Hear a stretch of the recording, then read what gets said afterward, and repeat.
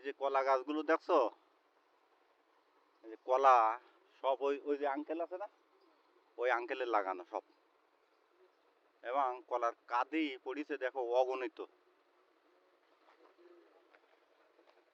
অনেক কলার কাঁদি আমাদের এই হাসানের লাগানো, আমার ওই মামাতো ভাইয়ের।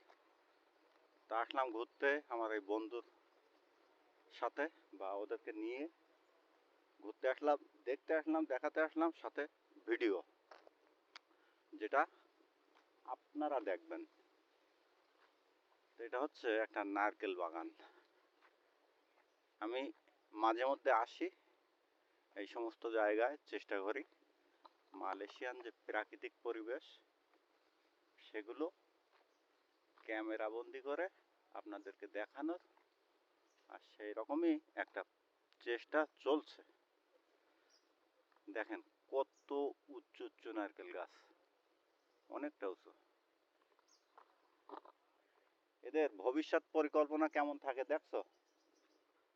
যেমন যে এই যে লম্বা গাছ, অনেকটা বয়স হয়ে গেছে, এই গাছগুলো দেখা যাচ্ছে যে হয়তোবা আগামী আর 5 বছর কি 10 বছর পরে ফল দেবে না, তখন তো মেরে ফেল দিতে হবে।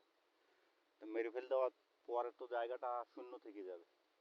তার আগে দেখো এখানে সব ছোট ছোট গাছ লাগানো শেষ, যে একটা মরার আগে আর একটা লাগানো শেষ। হয়তো একটা সময় এই ছোট গাছে যখন ফল আসবে না, তখন ওই বড় গাছটা কেটে দেবে। বাণিজ্যিকভাবে চাষ হচ্ছে এগুলো।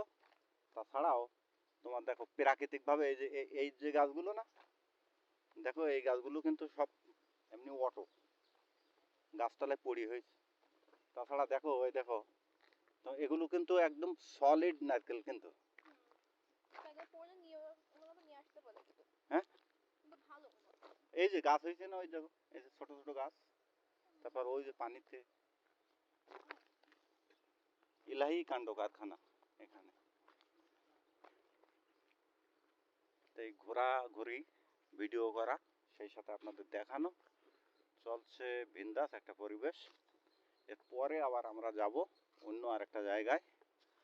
তো এটা হচ্ছে মালয়েশিয়ার কুয়ালা সিলাঙ্গর, জায়গাটার নাম হচ্ছে চিকেন চান। এখানে থাকে আমার ওই মামাতো ভাই। আমার বন্ধু চঞ্চলদের নিয়ে ঘুরছি, দেখাচ্ছি মালয়েশিয়ার গ্রাম্য পরিবেশ, বন জঙ্গল, মাঠঘাট, যখন যেখানে যেটা পাচ্ছি। এক কথায় আধুনিক যে শপিং মল, মার্কেট, শহর বন্দর, এগুলো খুব একটা আমার পছন্দ হয় না। এবং চঞ্চলদের মানে আমার বন্ধুদের, ওদের খুব ভালো লাগছে আমার এই যে চুজ করা, চয়েস করা, পছন্দ করার যে জায়গাগুলো ঘোরাচ্ছি, এগুলো ওদের খুব ভালো লাগছে। এই জন্য গ্রাম অঞ্চলে নিয়ে আসলাম, মাঠঘাটে নিয়ে আসলাম।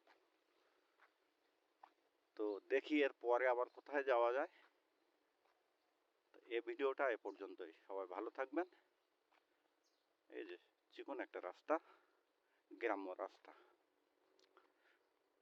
তো যাই হোক, সবাই ভালো থাকবেন, আমার ভিডিওগুলো দেখবেন।